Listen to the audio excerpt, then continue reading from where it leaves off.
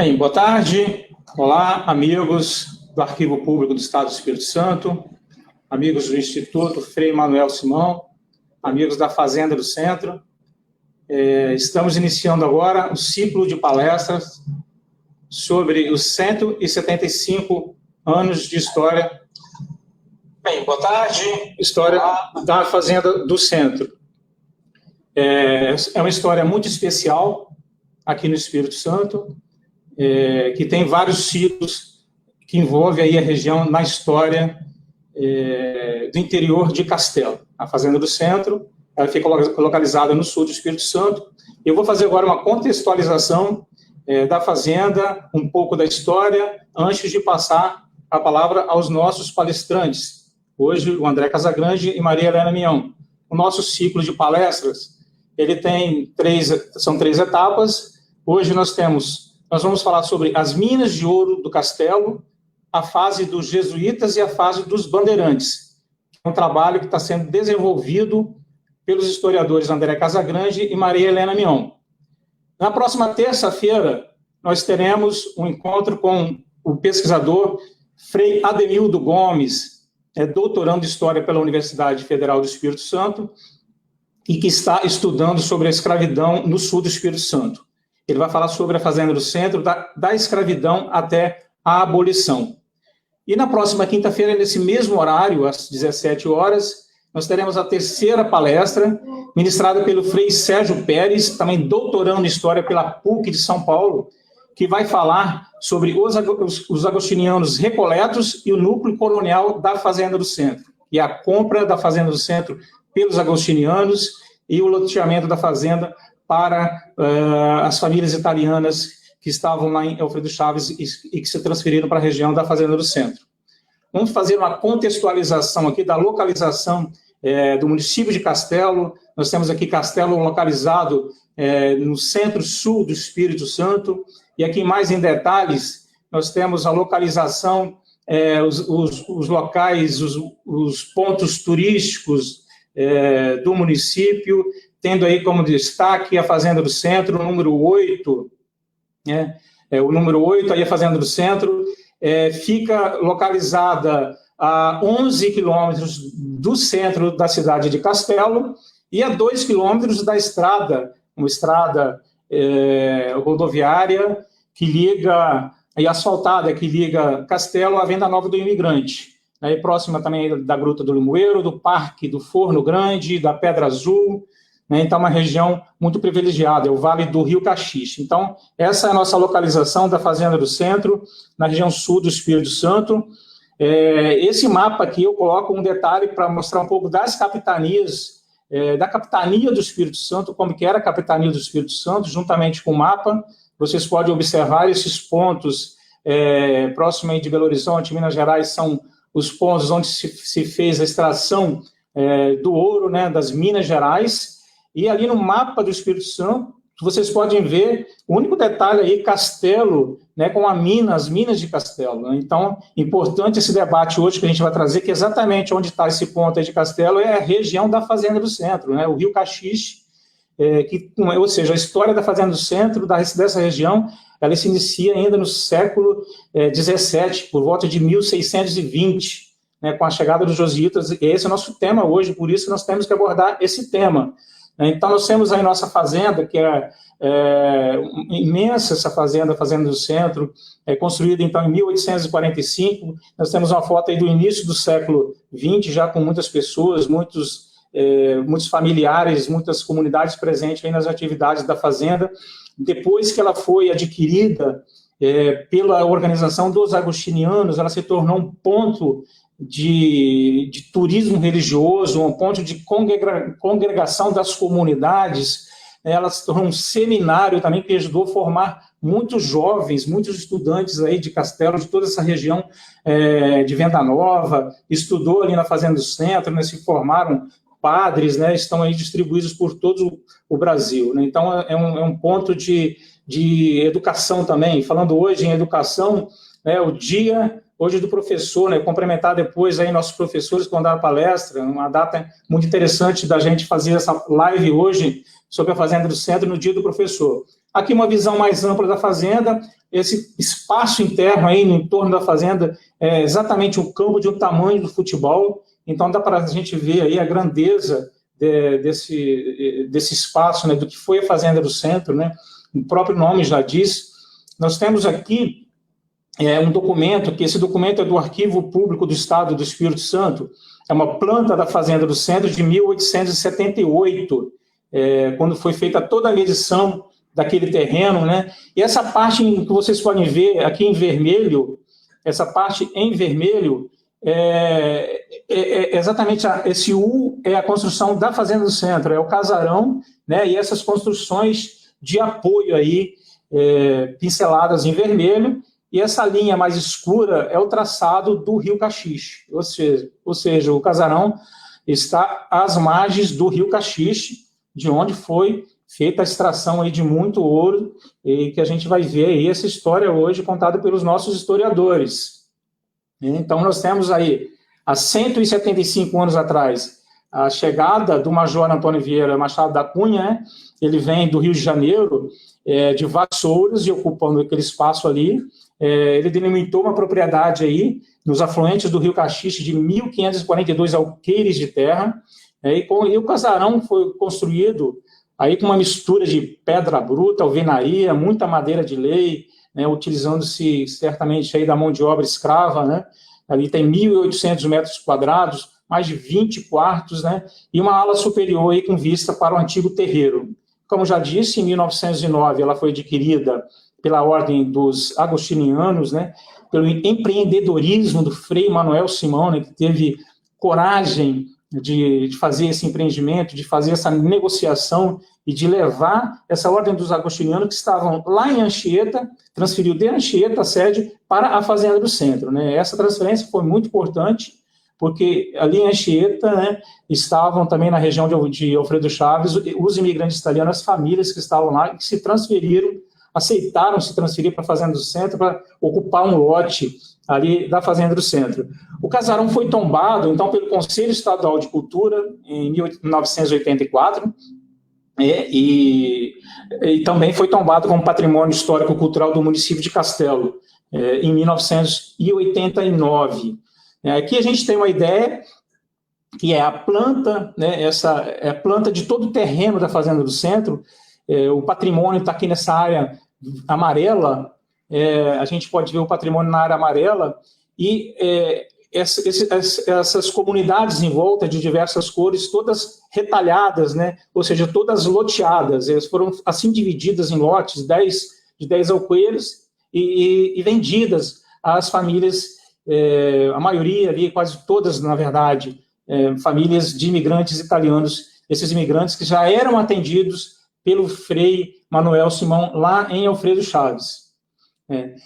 Importante falar, essa é a nossa parceria com o Instituto Frei Manuel Simão, essa live, o Instituto Frei Manuel Simão nos convidou, entrou em contato com o Arquivo Público para que a gente fizesse essa ação, para a gente divulgar também, são 15 anos de Instituto, que foi fundado em 24 de fevereiro de 2005, e desde então foram feitas diversas reuniões, diversos encontros, com o objetivo de revitalizar a Fazenda do Centro, com o objetivo de reformar a Fazenda do Centro. Quero aqui agradecer a Catarina De Stefani, então, em nome de todo o Instituto, de todos os voluntários, né? Aqui nós temos uma foto com a Catarina que entrou em contato com o arquivo, em nome do Instituto, para que a gente fizesse essa parceria para divulgar esses 175 anos da Fazenda do Centro. Então, foram encontros com empresários, encontros com a comunidade, buscando parceria com o governo do Estado, principalmente, com as prefeituras, né? E também o Arquivo Público. Nós participamos diretamente desse processo, nós fizemos a publicação do livro, editamos o livro pela coleção Canaã, volume 15, do Sérgio Pérez de Paula, Fazenda do Centro, Imigração e Colonização Italiana no Sul do Espírito Santo. Esse livro está disponível em PDF no site do Arquivo Público, www.ape.es.gov.br. Além de participar de outras atividades de valorização dos descendentes de imigrantes italianos, dos afrodescendentes da região. E nós temos aqui alguns registros da restauração do casarão, depois de muita luta, depois de muito empenho desses voluntários, de participação, como já disse, do governo do estado, principalmente, da prefeitura, dos empresários, de familiares e das comunidades aí que doaram telha, que doaram diversos itens que proporcionaram aí esse movimento pela restauração do casarão, um patrimônio aí de 175 anos. Nós temos aí como detalhe a antiga capela, né, a forma como ela foi restaurada até sua conclusão. Mais aí uma foto da capela com o casarão sendo restaurado, e realmente depois ele restaurado, fica se tornou uma das maravilhas de Castelo. Olha, vamos ver aí agora o fogão a lenha do interior, lá da cozinha do casarão, todo restaurado e funcionando, né? Temos lá atividades lá na cozinha todos os domingos, né? Almoço. A parte superior, né? Com a nova escada, a participação aí dos arquitetos da Secretaria do Estado da Cultura, do Governo do Estado, como já disse. E aí, depois de restaurada, depois de inaugurada essa obra de restauração, inaugurada em 2011, diversas atividades aí com os afrodescendentes, com os descendentes de imigrantes, ou seja, diversas etnias participando desse congressamento. É importante, durante todo esse período, a visitação dos alunos, professores, pesquisadores, que vão e vêm logo a essa história da Fazenda do Centro, ou seja, alunos de todas as idades, né, de diversos municípios, aí, principalmente do sul do Espírito Santo. Né? Então, importante essa visitação dos alunos também. O inverno astrofísico,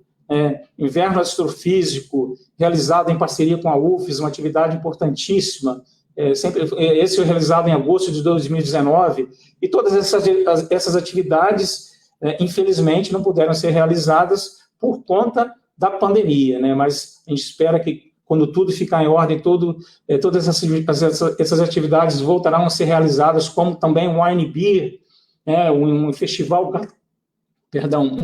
gastronômico, realizado sempre no mês de julho, né? Então, várias atividades aí, a volta também das atividades religiosas, né? A festa do padroeiro, da Capela da Fazenda, ali, São Tomás de Vila Nova, essa atividade feita aí também no dia 13 de outubro, nós tivemos agora recentemente a festa agora bem mais reduzida por conta da pandemia. E também não poderíamos deixar de falar dos casamentos, né? Várias atividades sendo realizadas aí, o espaço agora está sendo muito procurado para os casamentos, outras atividades, outros eventos, que inclusive ajudam na manutenção do casarão, né? Na autossustentabilidade do casarão. E essa questão da autossustentabilidade, ela está sendo muito debatida agora no projeto Vale do Rio Caxixe, o espaço da fazenda sendo utilizado por voluntários, autoridades, membros da comunidade, em debate para um desenvolvimento mais amplo, não só do casarão, mas de toda a região, né?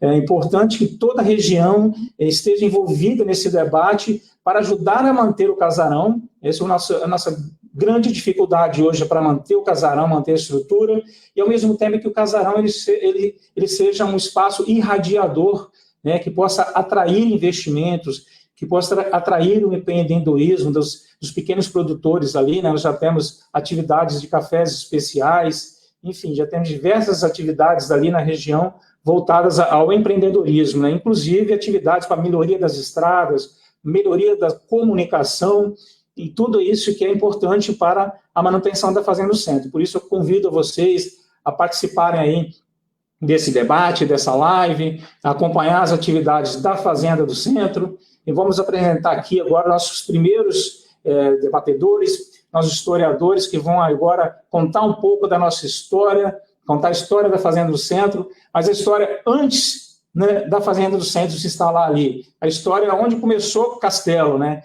E nós temos aí Maria Helena Mignon Barbiero, historiadora com especialização em História Social e professora de História da Rede Privada de Ensino de Castelo, e, juntamente com o André, Delorto Casagrande, também graduado em História, pós-graduado em História também pela PUC de Belo Horizonte. Eles são autores do livro Castelo da Pré-História ao Início do Século XX e do documentário Montes do Castelo, O Tesouro das Missões. Então, bem-vindos aí, André, bem-vindo, Maria Helena, cumprimentando os dois aí pelos Dias do Professor. Eu vou passar agora aí a palavra para vocês, estão falando aí diretamente de Castelo, no Espírito Santo, são pesquisadores lá que estão batalhando para levantar a história de Castelo e da região sul como um todo. Então, com a palavra aí para vocês fazerem a apresentação do trabalho que vocês vêm realizando aí.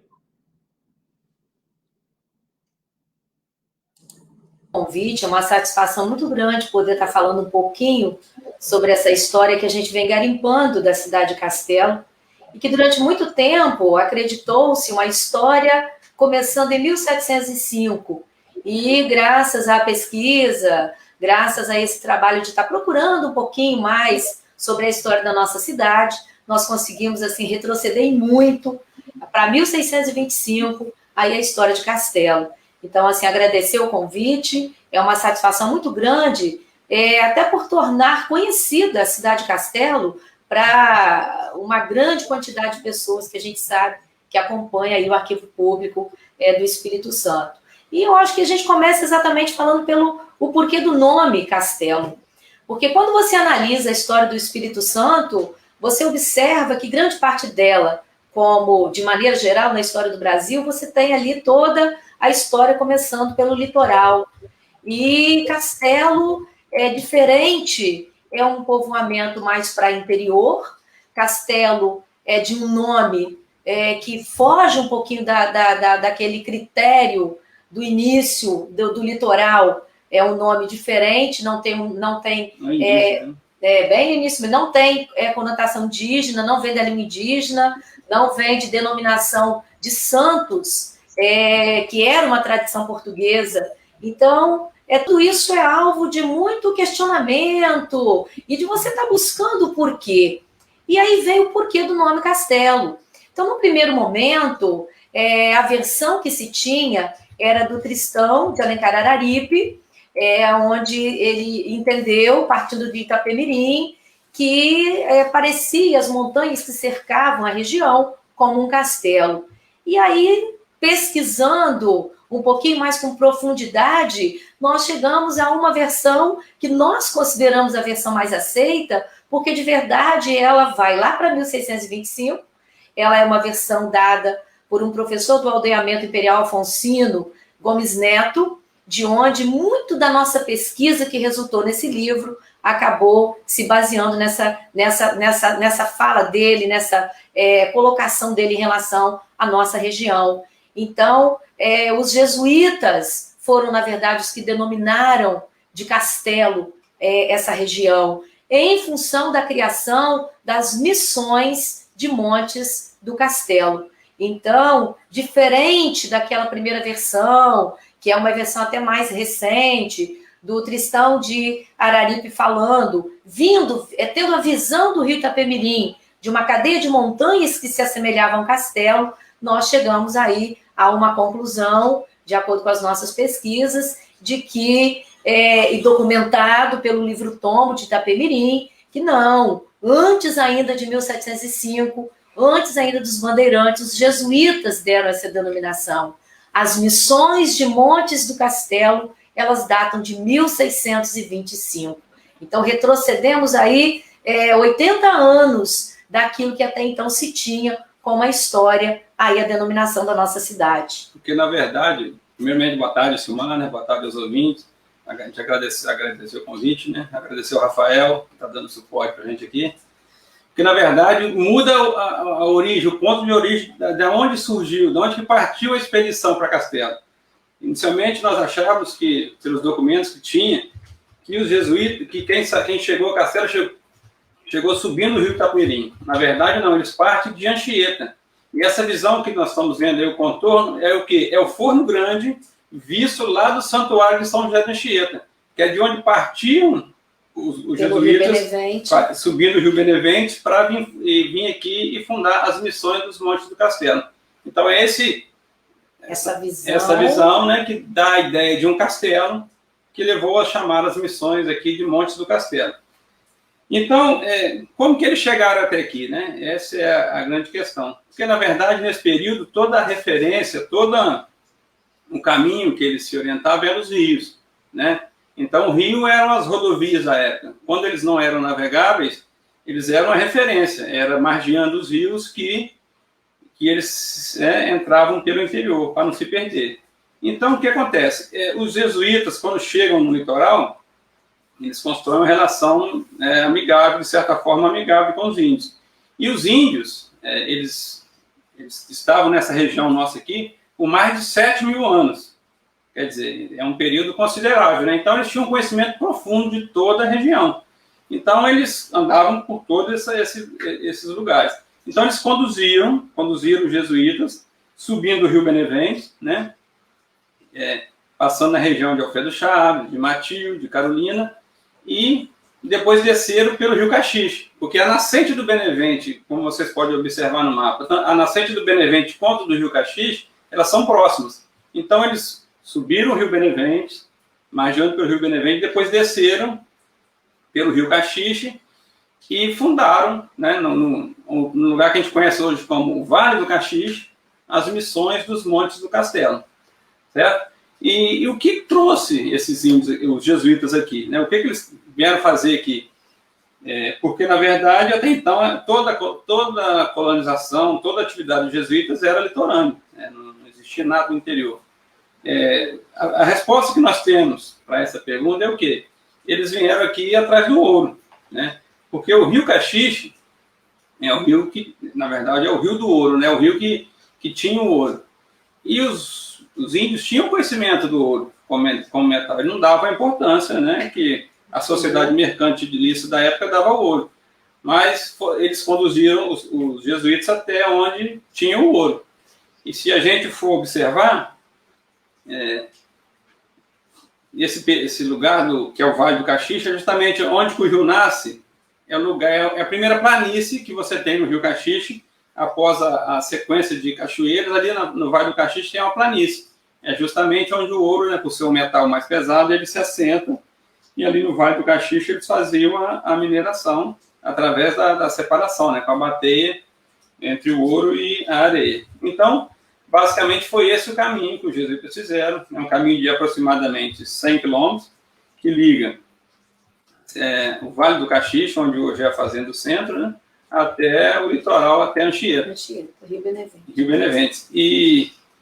E a gente, assim, toda pesquisa nossa de história, eu acho que a história tem a função de nos orientar, né, nos conduzir para uma interpretação melhor do presente, e remonta também a você poder, através da história, produzir outras coisas. Porque esse caminho, né, que é o caminho que os jesuítas fizeram, é um caminho que hoje é plenamente dá para você fazer de carro, de bicicleta.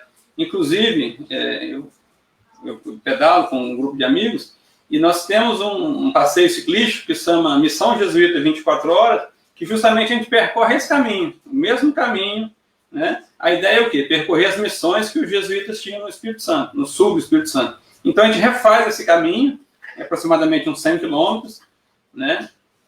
E até o Santuário de São José de Anchieta. E a ideia é o quê?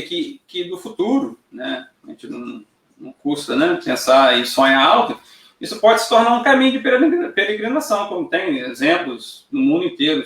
O caminho de Santiago de Compostela. Sim. Nada mais é do que um caminho que foi construído em cima de uma história.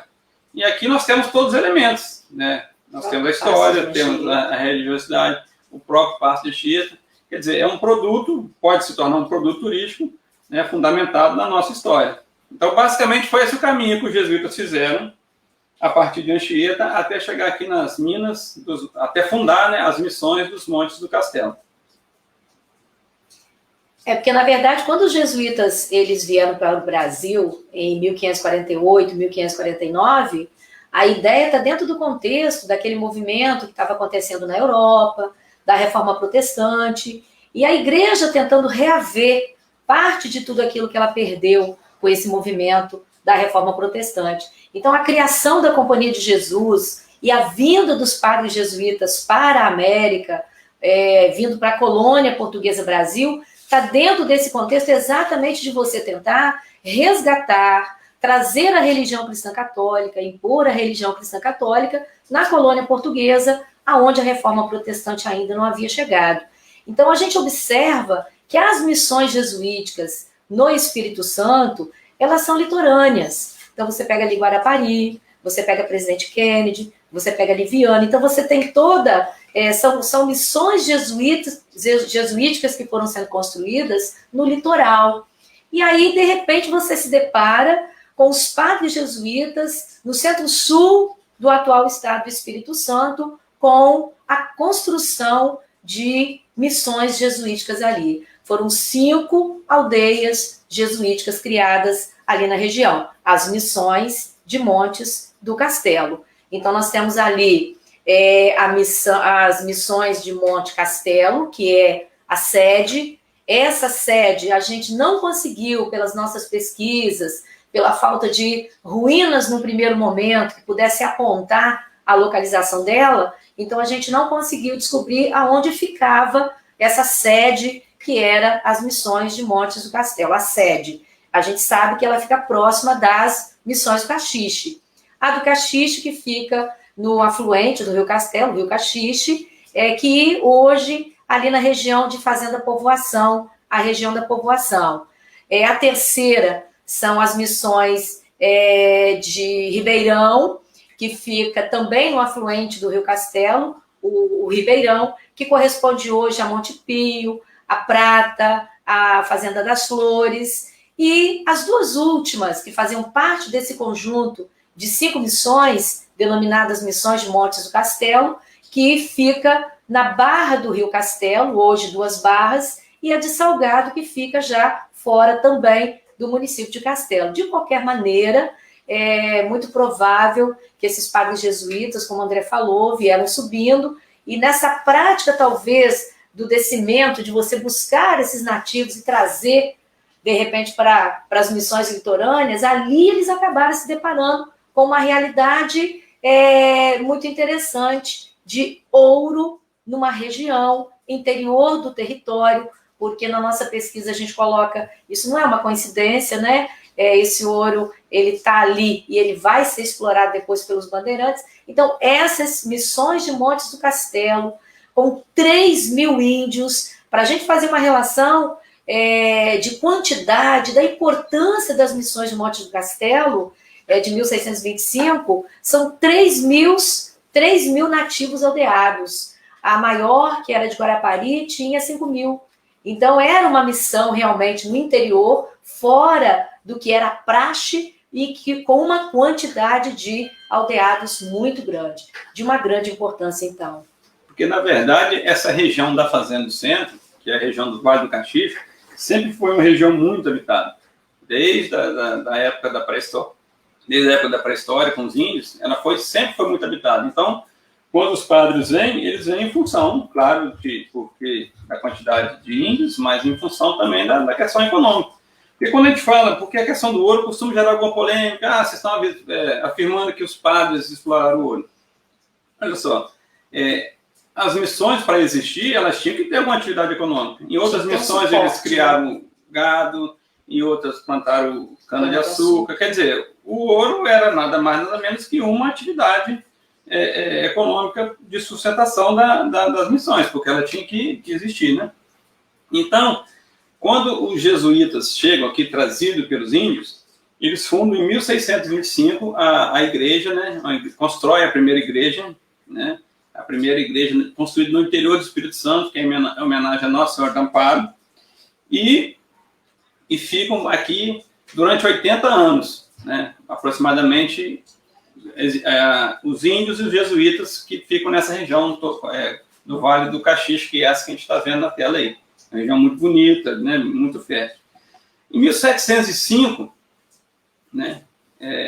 Chega um novo elemento, né, nessa região, que é o bandeirante.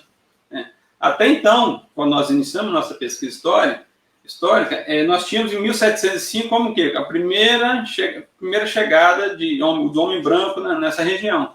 Né? quando a gente começa a pesquisa, que a gente encontra o livro do tombo do Itaperim, a gente percebe que em 1625, ou seja, 80 anos antes da presença dos bandeirantes, né, que era o Pedro Bueno Cacunda, os jesuítas já estavam ali. Quer dizer, então a conclusão que nós chegamos é que nós tínhamos duas opções. Acreditar na coincidência de que, de fato, os bandeirantes descobriram ouro onde os jesuítas estavam ali há 80 anos, ou os jesuítas estavam explorando ouro. E na história, coincidência, a gente não leva em consideração, né? Então, a conclusão que a gente chegou é que o jesuíta estava ali e que a mineração era a atividade econômica que sustentava a atividade missionária da região. Enfim, então, desses 80 anos, então, 1705, você tem a chegada dos bandeirantes, né, nessa região. E, então, passa a conviver três grupos distintos na região, que são os índios, né, os aldeados, os índios aldeados, que eram, né, os que estavam aí há 7.000 anos, não na condição de aldeado, né, 7.000 anos da existência deles ali, mas sem ser na condição de aldeado. Você tinha os bandeirantes, né, e tinha os jesuítas. Na verdade, o bandeirante, ele queria, para exercer a sua atividade de mineração, ele queria escravizar o índio. Então, ele queria que o índio, né, ajudasse na mineração e escravizar os índios. Os jesuítas, eles eram contra essa escravização, né? Eles queriam apenas catequizar os índios. Então, você tem aí um primeiro conflito, né? E esse conflito, ele era, vamos dizer assim, intermediado, ele era conciliado pelos jesuítas. Então, você tinha, de um lado, o nativo aldeado, e do outro, o bandeirante querendo explorar o ouro. E os jesuítas ficavam no meio ali, fazendo a intermediação, para que não existisse o conflito, né? E durante muito tempo ficou essa relação, né? E nesse período, foi um período que se descobriu ouro e ouro preto, quer dizer, então todo o foco vai para ouro preto, né, que é a região de muito ouro, mas aqui não deixou de ter atividade de mineração, não. Para a gente ter uma noção do tamanho da mineração aqui, de 1751 até 1759, quer dizer, 8 anos, nós temos registro de 58 quilos de ouro que foram registrados, né? Foram quintados na coroa. Então, esse foi o ouro que foi tirado em apenas 9 anos, 58 quilos de ouro. E isso que não foi ouro clandestino, né? Foi ouro que foi registrado na coroa. Quintado, E para a gente ter uma noção da importância também das minas, existia um projeto, um interesse da comunidade da região de Campos, que era São Salvador, de construir uma estrada que ligasse a região de Campos, que era São Salvador, até as minas do Castelo. Esse projeto é de 1757, né? Foi feito um pedido à coroa, né? Sempre bom lembrar que a construção de estrada nesse período era basicamente negada, né? Nós temos aí uma realidade de colônia. Então, a colônia ela não tem função nenhuma própria, a função da colônia que é única e exclusivamente servir a metrópole, mas mesmo dentro desse contexto de colônia, os moradores de Campos queriam construir uma estrada de Campos para chegar até as minas do Castelo. Então, foi um período de uma atividade econômica relativa a ponto que justificasse a construção dessa estrada. E o que essa estrada facilitaria? Porque o ouro de Castelo, ele descia pelo rio Itaperim, aí já é uma fase seguinte, eles sobem, né, chegam aqui os jesuítas pelo Beneventes e o Caxixe. Mas depois, nessa fase, eles já descem pelo rio Castelo, rio Itapemirim, chegava até o litoral e até Vitória para quintar esse ouro, né? Só depois para ele ir para o Rio de Janeiro. Se essas estradas se materializassem, esse ouro sairia direto para Campos, de Campos para o Rio. Quer dizer, logisticamente era um avanço grande, né? Mas essa estrada não se materializou, né? Mas existiu o projeto, né? Existe um historiador chamado Alberto Lamego, que ele tem um livro chamado Terra Goitacá, né? Que é o livro onde narra toda a história de Campos, né? E ele tem um capítulo exclusivo sobre as minas do Castelo, onde que ele relata a tentativa de construção dessa estrada. Então, por um período razoável, né, essa de 1725 até 1771, essa região é feita a mineração. Só que aí tem um fato histórico nacional, né, que a Helena vai abordar agora, Sim. que ele altera toda essa pseudo-harmonia, né, entre esses três grupos, né, que viviam na região das Minas, que é a questão dos jesuítas, né? Isso. Então, que muda o cenário. Isso. É porque, para quem está ouvindo a gente, assim, para poder entender cronologicamente um pouquinho essa história, então nós temos primeiro aqui, na região de Castelo, nós temos os jesuítas com as missões de Montes do Castelo, 1625. As primeiras minas de ouro que são encontradas no interior da capitania do Espírito Santo, 1693. Então, é lá no final do século XVII. Os jesuítas já tinham essas missões aqui, com uma igreja construída em 1625. O ouro será encontrado no interior da capitania capixaba, 1693, 1695, pelos bandeirantes paulistas. Aí você já tem no início do século XVIII, 1705, um bandeirante paulista que vem para cá, para as minas do Castelo. Então, para a gente entender que aonde os jesuítas criaram as missões de Montes do Castelo, as 5 missões, nós tivemos depois, 80 anos depois, os bandeirantes paulistas, na liderança do Pedro Bueno Cacunda, explorando esse metal aqui. Então, óbvio que se você trabalhar com essa cronologia, e se você pegar o espaço onde tudo isso estava acontecendo, obviamente, é nessa mesma região. E aí acontece o fato de Portugal, era um momento muito delicado da história de Portugal, do ponto de vista político, do ponto de vista de um grande terremoto que arrasou lá Portugal, a população portuguesa, e foi o momento em que a coroa ela precisou de tirar o máximo de recurso possível, ainda mais da colônia Brasil. E uma das estratégias, dentre várias, adotadas pelo encarregado de desenvolver toda essa estratégia, que foi Marquês de Pombal, foi exatamente a expulsão dos jesuítas de todo o território brasileiro, de todo o território português. Então, em 1759, os jesuítas são expulsos do Brasil, os jesuítas são expulsos da região da capitania do Espírito Santo, são expulsos da região de Castelo. E aí, toda aquela harmonia, ou todo aquele momento em que se pôde haver uma convivência entre o bandeirante, que estava explorando o ouro aqui, entre o padre jesuíta, que ainda estava aqui, e os nativos, essa relação ela é quebrada. Porque quando sai o padre jesuíta, como é que fica? Fica o bandeirante, que quer explorar e quer a utilização da mão de obra do nativo como escrava, e você tem o nativo.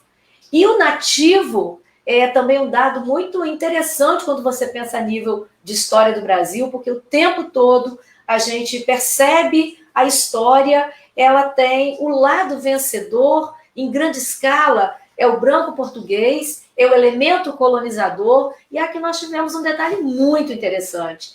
Em 1771, os nativos conseguem expulsar os bandeirantes daquela região, os mineradores que estavam ali naquela região. Então, é um fato muito pouco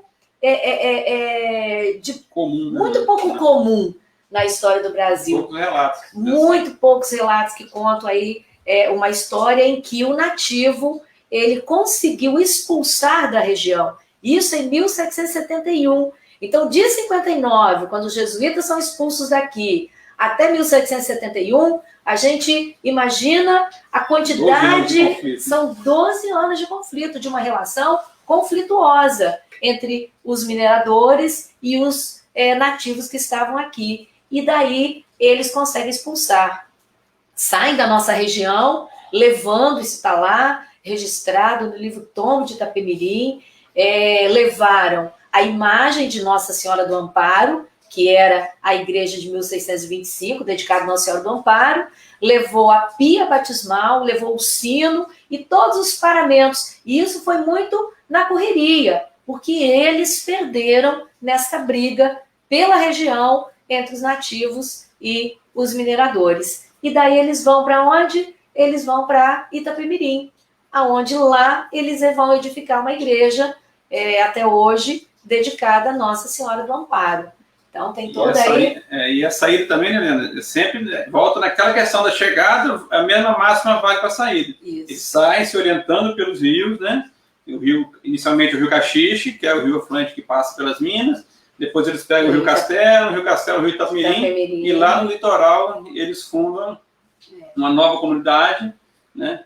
Inclusive, aí volta mais uma vez a história, né? Ligando a história ao turismo, a necessidade de a gente também buscar outras fontes econômicas para a nossa região, que é o Caminho do Amparo, né? Essas imagens que a gente está vendo aí são as imagens do Caminho do Amparo, que o padre Zé Carlos, que hoje pároco de Itapemirim, ele, né, pesquisando lá no livro Tom Itapemirim, descobriu também a nossa pesquisa, a gente fez trocou algumas ideias e ele montou esse Caminho do Amparo, que nada é mais do que essa fuga, o caminho percorrido na fuga dos bandeirantes, né, em 1771, né, e fundam a comunidade. Esse Caminho do Amparo, ele foi desenvolvido pela primeira vez no ano passado, e até agora, olha o potencial histórico, turístico que a cidade de Castelo tem. E olha que a gente ainda nem chegou no Frei Ademilton, nem chegou no Frei Sérgio.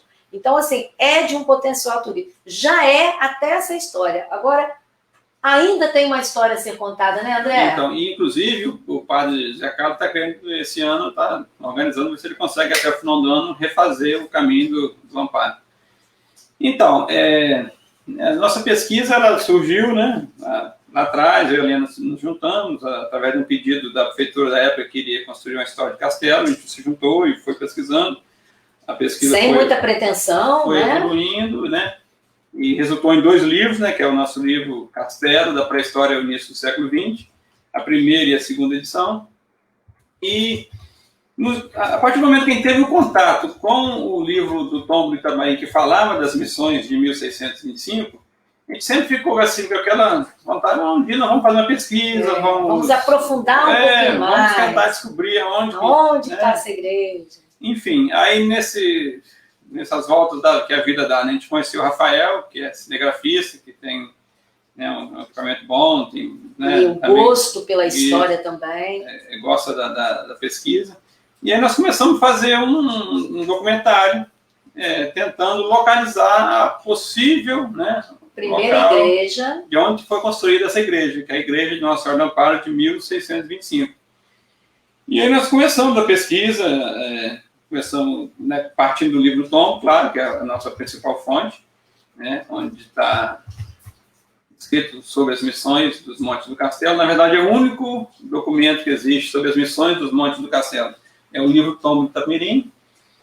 E a partir daquele conhecimento que nós tínhamos do livro do Tom, nós começamos a pesquisar, conversar com pessoas da região e chegamos a um local, né? Foi muito importante também a gente conhecer a doutora Maria José, que foi uma pessoa uma estudiosa dos jesuítas lá em Anchieta, e que foi assim um apoio muito importante nessa... Deu bastante fundamentação para a gente, né? Porque ela é especialista em jesuítas, né? Então ela tem doutorado em jesuíta, então ela foi bem importante. E aí, esse documentário está disponível para todo mundo, só entrar no YouTube, Montes do Castelo, só digitar no YouTube lá, Montes do Castelo, o Tesouro das Missões. O documentário não é muito grande, é 20 e poucos minutos, né, que nós fizemos em parceria com o Rafael, com a ajuda de um monte de gente, do padre Firmino, lá de Anchieta, da doutora Maria José. E na verdade, a gente termina esse documentário dizendo que a gente termina com muito mais perguntas do que respostas, né? E aí... E o que seriam essas imagens que nós estamos vendo, então, André? Essas são as imagens de onde pode ter sido construída a igreja. Essa marcação aí é onde tem uma base de pedra, né? Essas são pedras, todas elas trabalhadas, né? Que muito provavelmente são pedras, né, dessa primeira igreja construída em 1625, construída no interior do Espírito Santo. Inclusive, na próxima semana, o Frei Sérgio conseguiu um grupo de arqueólogos, né, nós temos contato com eles e eles vão estar vindo aqui na semana que vem para justamente fazer um levantamento, né, dessas ruínas e ver a viabilidade de um estudo arqueológico no local. Né? Porque, pelo que tudo indica, pelo tamanho, pelo padrão, pelas pedras talhadas, pela localização, contando com a ajuda da doutora Maria José, é muito provável que nós estejamos aí diante de uma descoberta arqueológica muito importante, não só para a história de Castelo, não só para a história ali da Fazenda do Centro, mas para a história capixaba, porque se trata de encontrar as ruínas, bem provável, né, se efetivar, da igreja mais antiga no interior do território capixaba, que tem toda essa história aí que a gente acabou de contar. E, inclusive, agora, recentemente, nós estivemos lá e nós descobrimos uma outra pedra, né, nesse local aí, que tem uma cruz talhada. Infelizmente, não podemos usar a imagem dela para mostrar a vocês hoje, mas é uma cruz talhada na pedra. Em alto relevo. Em alto relevo. Enfim, esse material está todo lá, esse grupo de arqueólogos, através do Frei Sérgio, vai vir para dar uma olhada, ver a viabilidade do estudo. Se eles acharem que tem como fazer esse estudo, vai montar um projeto, né?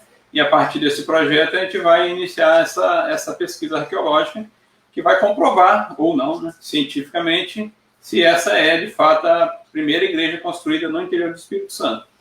E para a gente ter uma noção do tamanho disso, da importância disso, se ficar comprovado, né, arqueologicamente, que essa é a igreja... Se trata, né, dessa primeira igreja. A igreja que foi construída pelos jesuítas.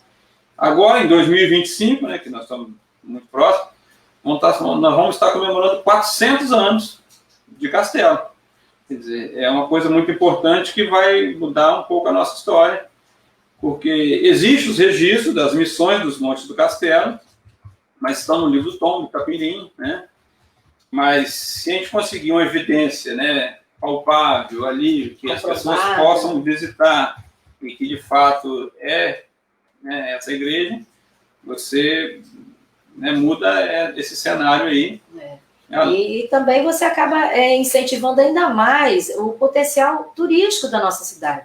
A cidade de Castelo é uma cidade que tem história, é uma cidade que tem uma geografia, uma natureza muito aprazível. Então, assim, e tem todos esses elementos históricos aí que torna muito possível esse nosso potencial turístico, que precisa ser visto com muito carinho. E...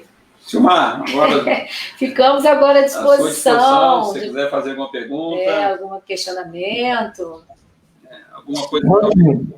Maravilha. Olha, André e Maria Helena, muito obrigado aí pela explanação. Eu fico muito grato por essa explanação de vocês, da forma como foi feita, juntamente com o documentário. O documentário tem um link disponível aqui nos comentários, as pessoas que queiram ter acesso ao documentário. Depois também nós vamos colocar essa live também, disponibilizar no nosso canal do YouTube, e vamos também deixar o link para o documentário lá. É realmente fantástica essa descoberta, né? Essas pesquisas, né, essas conclusões que vocês chegaram nessas pesquisas, porque o que mais importante ocorreu na história do Brasil, né, nos últimos séculos aí, foi a descoberta das minas, e inclusive as minas elas estavam aí em território da capitania do Espírito Santo, e com a descoberta das minas a gente perdeu o ouro, né? Então o Espírito Santo ficou nessa faixa aí, e que foi colonizada só a partir de 1840, exatamente aí quando entra a Fazenda do Centro, no ciclo do café, a criação das colônias também, 1847, com a colônia de Santa Isabel. Pelo que nós chegamos, o que a gente pode concluir daquilo que vocês expuseram agora, é que quando nós falarmos da história da mineração no Brasil, tem que se iniciar por Castelo. Não colocar Castelo dentro dessa história fica incorreto, diante de todo esse contexto de documentação que a gente já conseguiu reunir e ainda está reunindo, né? E se você partir do pressuposto de que em 1625 os jesuítas estavam bateando, né, o ouro no Rio Caxis, a descoberta do ouro aqui é anterior a 1693. Das minas. Antecede. Claro que em uma quantidade muito menor, porque o nosso ouro aqui é o ouro de aluvião, né, Simar? É aquele ouro que vem descendo pelo rio, né? E ele vem, como essa região, para quem conhece, é uma região muito acidentada, né? O rio é todo muito encachoeirado. Nessa região do vale ali, onde os jesuítas construíram as missões, é um vale. Então ali o rio, o ouro assentava e era onde eles bateavam o ouro, né? E eles mudavam o curso do rio, enfim. O ouro nosso aqui é anterior ao ouro das Minas Gerais. Fantástico, isso aí tem que ser de conhecimento de todos os capixabas, enfim, para entrar na história do Brasil, né? Porque é um fato muito interessante. Não por acaso eu conheço a região, um dos vales mais bonitos do Espírito Santo, né? Eu nasci ali, então eu posso falar que eu conheço bem essa realidade. Quando criança eu percebi ali, até meu pai tentou fazer algumas pesquisas, né? Extrair algum pouco do pó do ouro que sobrou naquela região ali. Então, realmente é uma história riquíssima, né? Essa conclusão que vocês chegam nesse trabalho, e a gente espera, né, que essa pesquisa de campo, essa pesquisa arqueológica realmente chegue à conclusão.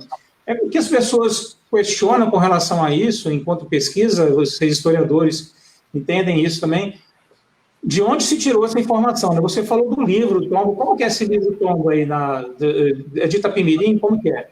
Então, o livro do Tombo é o seguinte, o livro do Tombo é onde os padres registram todas as suas atividades, né, durante o dia, durante a semana.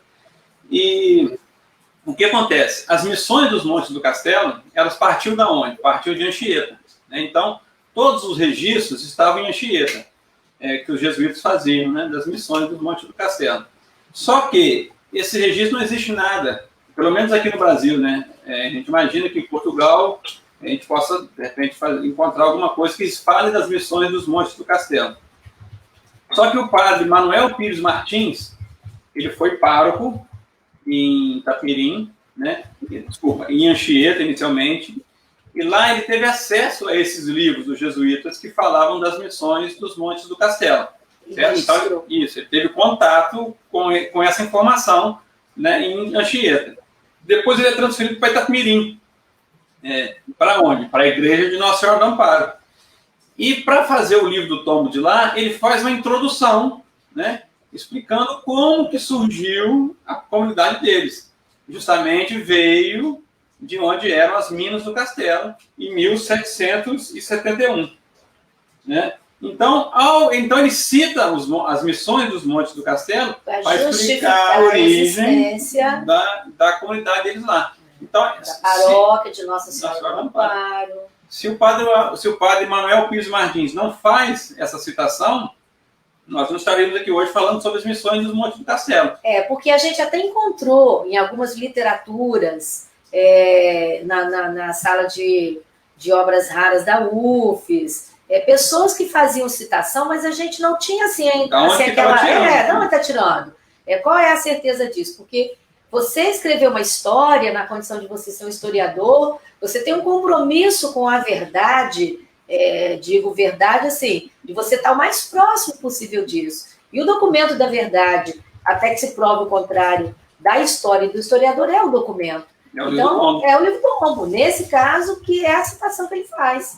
Então, o padre ele cita as missões dos Montes do Castelo para explicar a origem. Aí, essa parte aí do livro do Tombo, que está na tela aí, né, está falando das minas do Castelo, é onde ele cita, né, as minas do Castelo, as missões dos Montes. Nesse livro, o livro do Tombo, que inclusive está detalhado as 5 missões, a localização, a quantidade de nativos, assim como também das outras missões litorâneas que os jesuítas tinham também. Então, não é um trabalho separado, né, André? Sim. É um trabalho que foi feito em conjunto. E, na verdade, o Espírito Santo explora muito pouco essa questão dos jesuítas, né? Isso do ponto de vista, assim, turístico, no Sul, eles, né, as 7 missões, eles têm toda uma estrutura turística montada em cima das 7 missões. E nós aqui tivemos o mesmo povoamento que eles tiveram, as missões também, e nós exploramos. Né? Então, muito em função de não ter praticamente registro nenhum, o único registro até então é o tombo de Itapemirim, mas eu penso que o Espírito Santo deve investir mais nessa missão, investir mais na pesquisa dessa história dos jesuítas aqui. E muito disso provavelmente está em Portugal, porque lá vai estar os registros. Uma missão do tamanho que foi as missões dos Montes do Castelo, provavelmente tem algum registro lá, né? E além do objetivo de você conseguir chegar no mais próximo da história do que realmente aconteceu possível, é você explorar esse potencial turístico, que o Espírito Santo ele tem muita história a ser contada e a ser visitada. A ideia é essa, né, André? E através dessa pesquisa a gente está fundamentando, né, para que você construa uma estrutura turística baseada na história. E as belezas naturais nós já temos, né, que são muito bonitas, e você poder associar essa questão histórica, as belezas naturais, a questão da religiosidade e a importância econômica do que nós fomos dentro da história do Brasil. Nós estamos em todas as fases da história do Brasil. Isso é muito importante, tem um potencial aí muito importante. E um detalhe que a nossa ideia, a nossa história não fecha com a nossa pesquisa. A gente coloca exatamente aí os pontos de interrogação para que essa pesquisa possa ser continuada, que ela seja realmente questionada para que as pessoas possam buscar mais e encontrar, né? Na verdade, nossa história está toda por ser escrita. Né? A nossa função, eu acho que é tratar as possibilidades, né? Para que é importante essa colocação, André, porque nós estamos no momento, nós temos agora um santo, né? Que é o Padre José da Anchieta. Sim.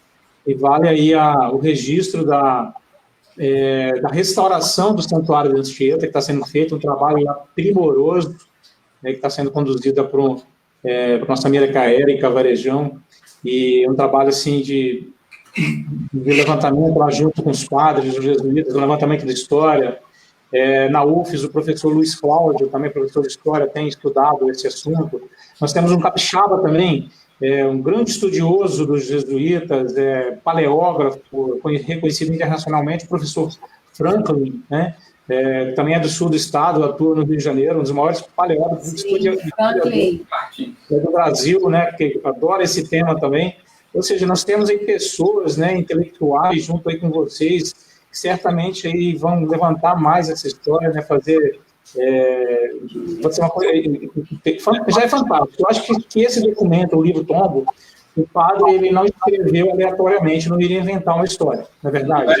Não ninguém vai escrever algo nesse sentido, sendo padre também, sendo responsável, dizer que de fato existiram as missões dos Montes Castelo. Isso aí está registrado oficialmente, né? Isso é fato. As conclusões que vocês estão chegando, que eles estavam lá também, para catequizar, mas também porque existiu o ouro, é importante também, né? Na visão dos estudiosos, os jesuítas não tinham essa intenção, vamos dizer assim, de trabalhar na extração do ouro, né? Mas, quer dizer, muito... Era o recurso que a região oferecia, né? Exatamente. É um recurso... Assim como eles criavam gado e plantavam cana, eles exploravam ouro. Assim,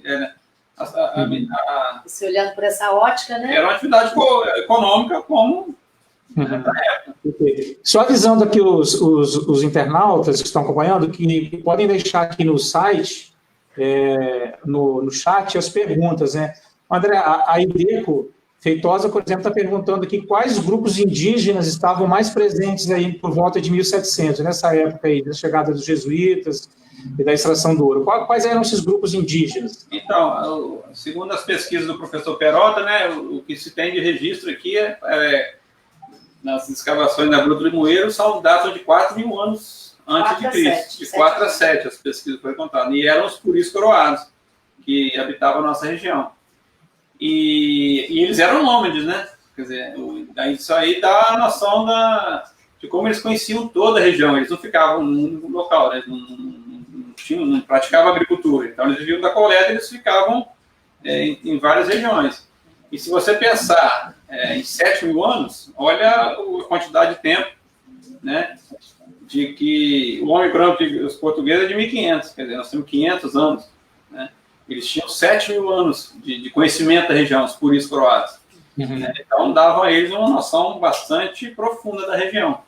E esse grupo Puri-Coroados, ele é um grupo linguístico bem específico da nossa região. Espírito Santo, Rio de Janeiro, um pedacinho de Minas.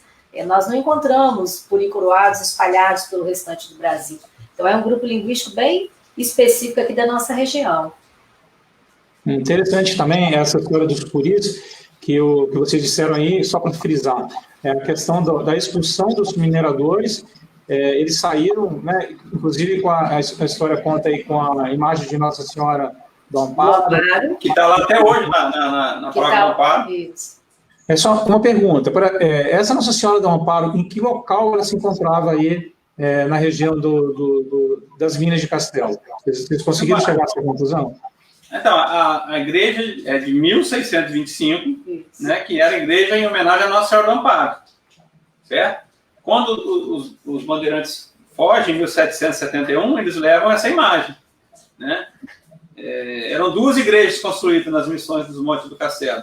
Essa de 1625, em homenagem a Nossa Senhora do Amparo, e a de 1754, em homenagem a Nossa Senhora da Conceição. Das Minas do Castelo. Das Minas do Castelo. Então, agora, a localização exata, nós descobrimos essa ruína, né, que o documentário mostra, que pode ser de uma dessas igrejas. Agora, exatamente, aí só a pesquisa arqueológica vai dizer. Se é de 1625 ou de 1754. Só que essa imagem de Nossa Senhora do Amparo, ela está até hoje lá, na paróquia. Quem for lá na paróquia de Nossa Senhora do Amparo de Itapemirim vai ver a imagem. É a mesma imagem de 1625 aqui que os jesuítas trouxeram. Quer dizer, provavelmente está entre as imagens sacras mais antigas do Brasil, né? Pode. Então, Itapemirim, na verdade, nasce... Itapemirim em função do ciclo Gold de Castelo, é isso? Com a expulsão dos mineradores. E, na verdade, nasce quando os bandeirantes fogem, né, passam por Itapemirim, não existia nada em Itapemirim. Cachoeiro de Itapemirim vem se formar depois, quando... Já no processo das grandes fazendas. Das grandes fazendas. Eles só passam por Cachoeiro, não tem registro de nenhum povoamento em Cachoeiro. Né? Só existia povoamento aqui nas Minas do Castelo. E litoral. E depois no litoral. Né? Então, na verdade, os jesuítas vêm do litoral para o interior, através do Rio Benevente, Rio Caxixe, ficam esse período aqui, ocorre a expulsão, eles descem pelo Rio Caxixe, Castelo e Itapemirim e voltam para o litoral. Então, faz essa entrada e depois a saída, né? E só depois que surge Cachoeiro de Itapemirim. Nós temos aí de 1625 até 1771, mais de 200 anos, não, mais de 150 anos desse povoamento, né? E posteriormente que se começa o povoamento em Cachoeiro, que veio tornar Cachoeiro de Itapemirim, que é até onde o rio era navegável, né? Subia até ali, onde hoje é o centro de Cachoeiro, que terminava a navegação ali, e ali eles fundaram o povoamento. Ok. A Tamires Marchiori, ela está perguntando aqui, qual é o nome do documentário? Eu já coloquei aqui, mas qual é o nome do documentário, André e Maria Helena? Montes do Castelo, o Tesouro das Missões. Ok, ela pede também, qual é a outra bibliografia, quais outros livros, além do documento de Itapemirim, que outros livros vocês utilizaram para fazer essa pesquisa? Os principais, pelo menos. O livro Tombo de Itapemirim, né? O Lamego, Terra Goitacá, o de Gomes Neto. O Gomes Neto, né? Os escritos de Tristão Alencar de Araripe. Na verdade, o nosso livro não existe mais. A primeira e a segunda edição não existe mais o livro físico. Existe, mas não existe para comprar. Né? Se entrar, é só digitar também o nosso título do nosso livro no Google, que no site aqui de Descubra Castelo tem em PDF. Se alguém se interessar em ler o livro. Pegar a bibliografia do livro. Pegar a bibliografia, está todo lá. Só digitar o título é Castelo, da pré-história ao início do século XX, que você vai ser remetido ao site Descubra Castelo, e ali tem um livro completinho em PDF, com a bibliografia, com tudo. Na verdade, quando a gente começou a fazer a pesquisa, quem deu, assim, toda a orientação bibliográfica para a gente foi o professor Celso Perota, né? Que é um pesquisador... Arqueólogo da UFES, da UFES. E ele nos orientou na pesquisa, ele forneceu toda a bibliografia, nos falou da existência do livro do Tom Itaperim, né? Foi ele que nos... abriu muitas portas, né? Para a gente encontrar essa bibliografia. Perfeito. O Bruno está falando aqui que a imagem ela foi restaurada pelo Bruno Salvador. A imagem foi restaurada pelo Núcleo de Restauração da UFES, uma obra de arte erudita. A Leila aqui, Machado, está muito contente com a implantação de vocês, muito feliz aí por ser excelência, está acompanhando. O Sérgio Pérez também está acompanhando a gente aqui, que é nosso palestrante, falando que na Biblioteca dos Jesuítas em Roma deve conter muita informação. Muito dos documentos da missão foram destruídos. Né? Então, assim, realmente é uma pesquisa que tem que ser feita muito a fundo por conta disso, né? Nós temos acompanhando, né, desde lá, os fundadores do Instituto Frei Manuel Simão, sempre voluntário aí de frente nos projetos, e diversas pessoas aqui questionando informações. Nós temos um historiador aqui, Luciano Rétori Moreno, lá de Itapemirim, historiador de lá, faz pesquisa, inclusive ajudou a fundar o Instituto Histórico Geográfico de Itapemirim, Maradaíso e Itapemirim. Ele está falando aqui que já existia, antes mesmo da missão dos mineradores, já existia uma povoação em Itapemirim. Sim, do Carneiro. Okay? Sim, existia um pequeno povoamento, mas que não tinha, por exemplo, uma igreja. A primeira igreja em Itapemirim, ela é exatamente essa que depois vai se transformar em paróquia de Nossa Senhora do Amparo, com esses paramentos, com essa imagem da Nossa Senhora do Amparo, com a pia batismal e o sino de 1771, que no primeiro momento ficou na casa de um grande proprietário da região, fazendeiro da região, é o Carneiro... também não lembro o nome, não. Ele deve saber.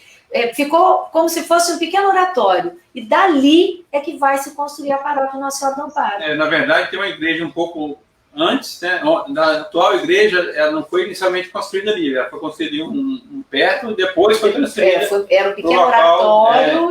Teve a fase do oratório, teve a fase de uma outra igreja e depois ela se muda para onde é a atual paróquia Nossa Senhora do Amparo.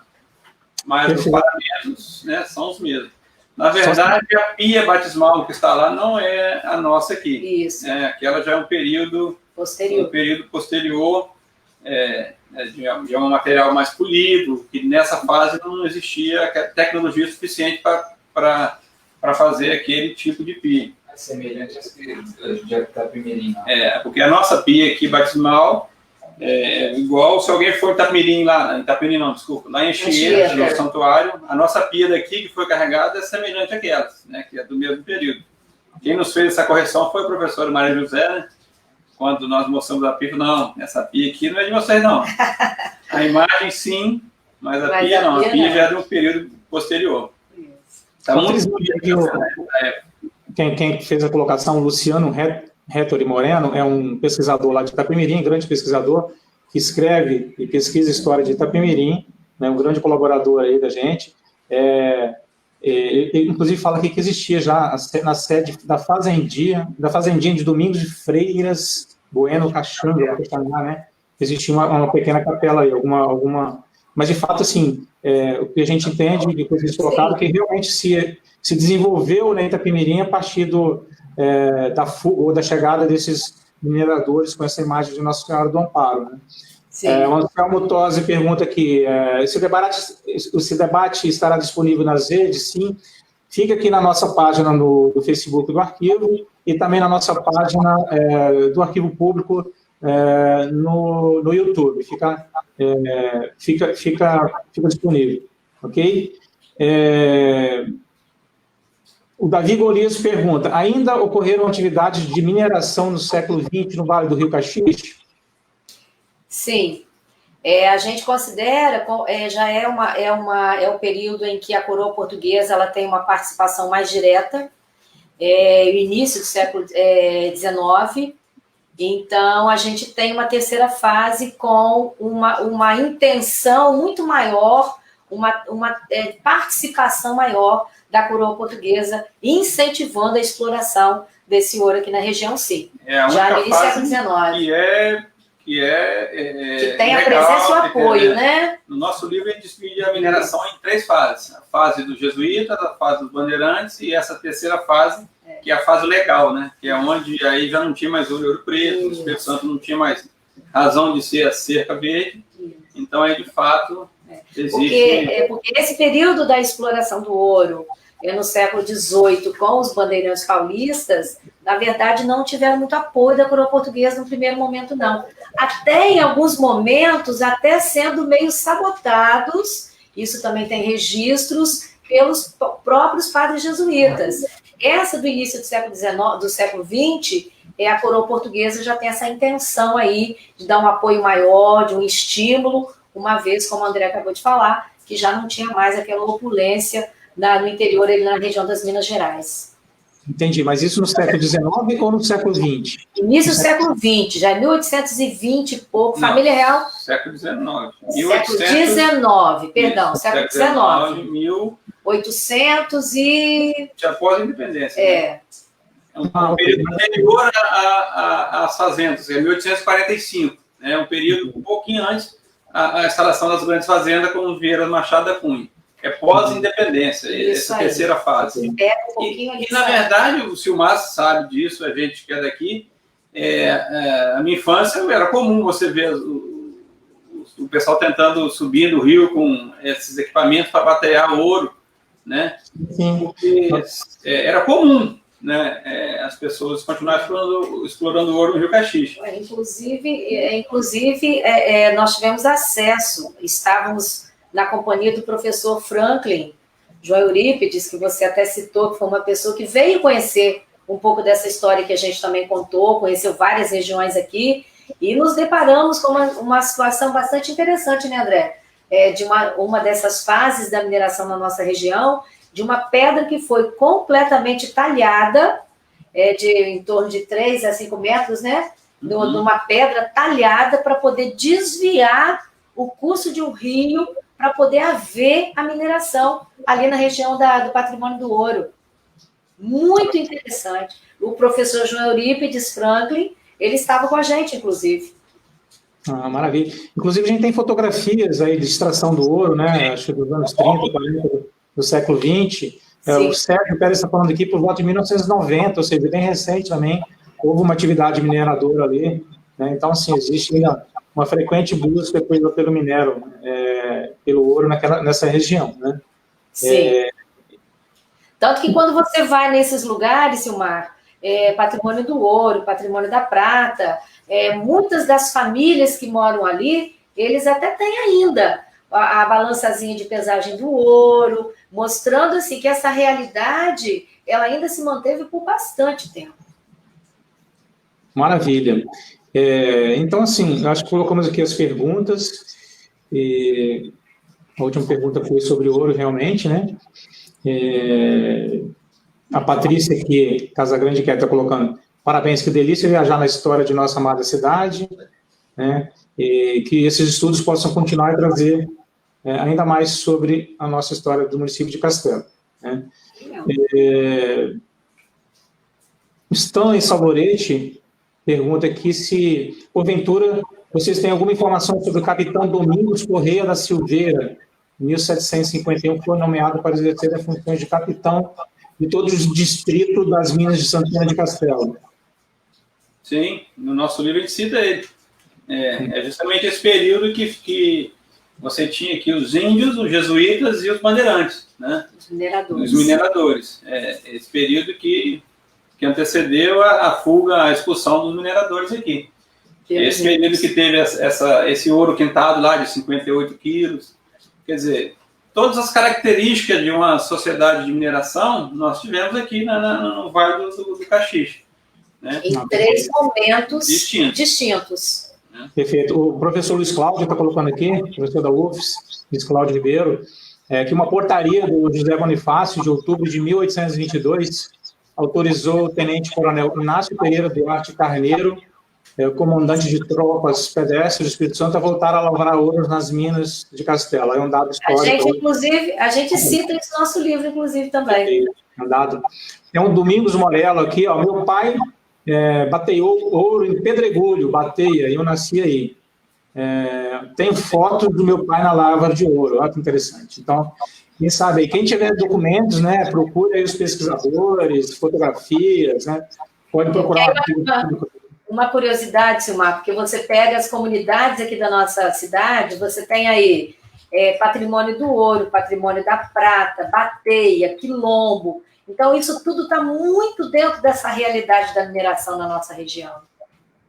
Não são nomes aleatórios. É verdadeiro. É verdade. São inclusive,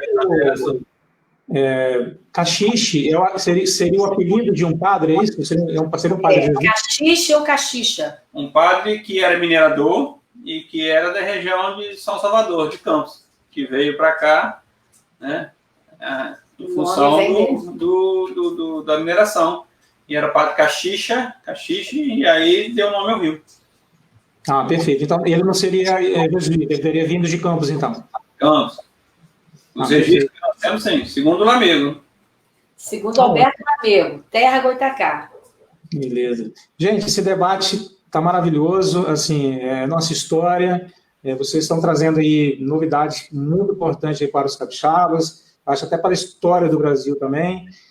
A gente espera aí, o arquivo está à disposição, nós temos documentos aqui, nós até colocamos uma planta da Fazenda do Centro de 1878, né, nós temos documentos sobre a Fazenda do Centro, muitos documentos, enfim, sobre a história do Espírito Santo, o que nós pudemos colaborar, está à disposição, né, para a gente enriquecer cada vez mais a nossa história, né, e dos municípios e tudo. Acho que essa região é uma região fantástica, é uma micro-história, né? Acho que a gente pode dizer que é uma micro-história aí, mas que se torna uma história muito grande, muito relevante para o Espírito Santo, né? Devido a esse pioneirismo, né? De Castelo, dessa região da Fazenda do Centro, na mineração de ouro no Brasil, né? Então, assim, vocês estão trazendo muito importante para a nossa história. Eu gostaria agora, a gente já está avançando no tempo aí, e o debate está muito interessante. Se tiverem, colocar para vocês aí algumas considerações finais, se gostariam de estar colocando o que vocês gostariam para concluir esse nosso debate aqui. Muito interessante, mas vamos concluir. Tá Silmar, a gente, eu e a Helena agradecemos, né, mais uma vez vocês pelo espaço, o Rafael que está dando suporte a gente aqui, a todo mundo, os internautas que estão acompanhando a gente. Enfim, nós estamos aí, a gente vai vir os arqueólogos aí, a ideia nossa é levantar essa história, levantar as interrogações e que outras pessoas também ajudem nessa pesquisa. Tem muita gente nova aí que está surgindo e que, né, o importante é o quê? Quem se descubra e traga à tona esse nosso passado, a nossa história daquela do Vale do Caxixa ali. Nós tivemos o índio, depois tem mineração, depois tem grande fazenda escravocrata, depois tem o imigrante, enfim, todas as fases da nossa história, da história do Brasil, praticamente aconteceu ali também. Quer dizer, dá uma riqueza muito grande, historicamente falando. E que essa riqueza possa nos possibilitar economicamente algum resultado, né, para as pessoas que moram ali, para gerar emprego, renda, enfim, eu acho que esse é o nosso objetivo. Sim. E nós vamos seguir na pesquisa, sempre na medida do possível, tomar que surja outras pessoas também, né, com esse intuito, e que a gente resgate todo esse passado aí da nossa região. Porque a história, a função dela é exatamente incentivar e estimular as pessoas no conhecimento. E quando você tem o conhecimento de uma história que pertence, você passa a ter esse sentimento de pertencimento. Então, assim, a história ela tem essa importância de criar esse sentimento de pertencimento, porque aí você passa a valorizar, você valoriza as coisas da sua cidade, as coisas do seu estado. Penso que falta muito isso no nosso país, a nossa cultura precisa ser modificada nesse sentido, a gente precisa se sentir parte disso aqui. E para você se sentir parte disso aqui, para você valorizar, para você poder querer que essa história seja contada, conhecida e seja ampliada, ela precisa que as pessoas se sintam parte disso. Então, eu penso que o nosso objetivo, o objetivo da história, está muito dentro disso. Perfeito. Então, agradecendo aos pesquisadores, meus colegas aí de Jamblay, né? Maria Helena e André. Com certeza. Nosso colégio aí de segundo grau, a gente poderia citar, André, os nossos ex-professores também, professores, que hoje é o dia do professor, então tá realizando essa live aqui com vocês, é muito gratificante para o Arquivo Público, Governo do Estado do Espírito Santo, nossa Secretaria de Estado da Cultura, e juntamente com o Instituto Frei Manuel Simão, aos voluntários do Frei Manuel Simão, que estão acompanhando, que estão dando força aí para a gente manter essa estrutura do Casarão do Fazenda Centro. Não é fácil, foi uma luta muito grande para restaurar, para recuperar, buscando parceria, buscando os itens aí para o museu, fotografia. É necessário ainda um impulso maior que as pessoas, principalmente os castelenses, participem ativamente desse processo de recuperação da nossa história, né? E a manutenção da nossa história, a manutenção dos nossos casarios, o casario da Fazenda Centro, tem outros casarios portugueses, coloniais, temos os casarios dos imigrantes italianos deixados ali. Então, é importante a gente batalhar por essa preservação, que é toda a história do Brasil, a história do Espírito Santo, né? Eu gostaria, então, de deixar aqui um convite também para vocês. Antes do convite, porém, gostaria de dizer que o André e a Leninha poderão estar respondendo também as perguntas aqui no chat do Facebook, ok? Então, vocês podem estar debatendo aí com as pessoas, né? Essas perguntas, mais informações, né? Mais dicas aí com relação a essa pesquisa histórica que vocês estão fazendo. E convidar para a próxima palestra, na próxima terça-feira, nesse mesmo horário, às 17 horas, aí que a gente vai falar, então, da criação, né, estruturação da Fazenda do Centro, em 1845, e há 175 anos atrás, nós vamos falar sobre escravidão, até a abolição, com o pesquisador, doutorando, está pesquisando esse assunto em Castelo, no sul do Espírito Santo, o que é Frei também agostiniano, estudou na Fazenda do Centro, Frei Ademildo Gomes. Então fica o convite aqui para na próxima terça-feira com o Frei Ademildo Gomes, e depois na quinta-feira falamos sobre os agostinianos recoletos e a imigração italiana com o Frei Sérgio Pérez. Então fica aí o convite. Agradeço a todos os internautas que estão acompanhando. E, gente, boa noite, obrigado aí por tudo. Agradecer também ao Alexandre, que acompanhou aqui, ao Rafael, que deu apoio aí, né? Os dois aí deram suporte para acontecer a nossa live aqui. Um abraço a todos os castelenses e a vocês aí. Ok, boa noite. Um abraço, boa noite. Fiquem com Deus. Boa noite.